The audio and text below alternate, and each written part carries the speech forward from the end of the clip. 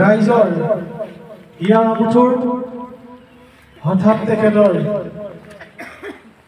নোহোৱা হৈ গৈছে। ইয়াতকৈ ডাঙৰ কথা আৰু একো হ'ব নোৱাৰে। আমাৰ অসমৰ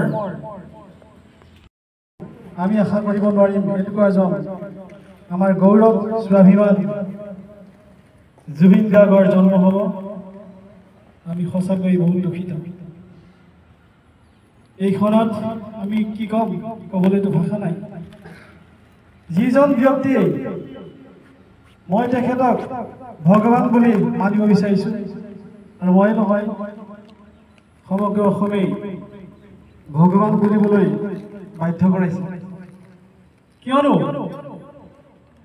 যিজনে আজি যদি তেখেতে ইচ্ছা কৰিলেহেঁতেন এই অসম কিয় ভাৰতবৰ্ষৰ তথা গোটেই পৃথিৱীৰ তেখেতে যেনেদৰে বিচাৰে তেনেদৰে তেখেত সেই আসনখন গ্ৰহণ কৰিবলৈ সক্ষম হ'লহেঁতেন।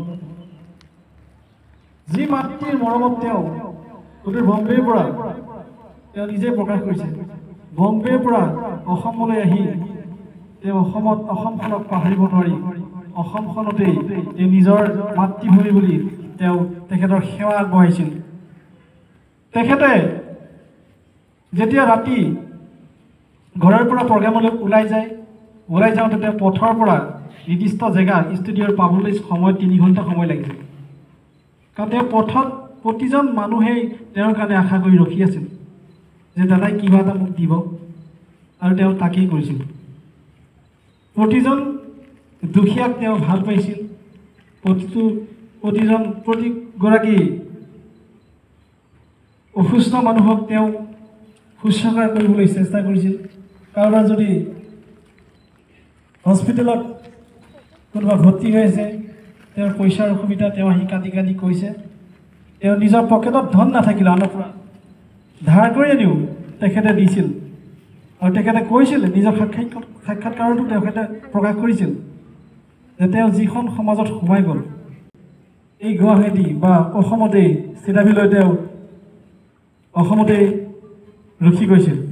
আৰু যিজন মানুহে তেওঁ নিজে সিদিনা প্ৰকাশ কৰিছে যে মই যদি গুচি যাওঁ এই মানুহখিনিৰ অৱস্থা কি হ'ব, যিটো চেমত মই সোমাই গ'লোঁ মই আৰু ওলাব নোৱাৰোঁ, গতিকে মই সেই সমাজখনক মই সেৱা কৰি যাব লাগিব।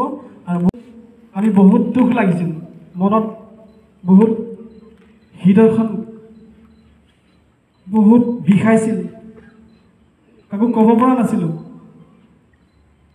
আজি যেতিয়া সেই ভিডিঅ'বোৰ দেখিছোঁ, নিজে যাব লাগিছিল কিন্তু যাব পৰা নাই। ভিডিঅ' দেখিছোঁ তেতিয়া সঁচাই অনুভৱ হৈছে মায়াবিনী, আৰু আমি নুশুনিম তেখেতৰ মুখেৰে। আৰু তেখেতক জুবিন দা বুলি মাতিলে তেখেতে আমাক নামাতিব। সেই জুবিন দাক আজি ক'ত পাম? হাই আমি ক'ত পাম? 10 বাৰ চিঞৰিলে আমি জুবিন দাক, আৰু জুবিন দাই আমাক মাত নিদিব। তেওঁ অসীমলৈ গুচি গ'ল।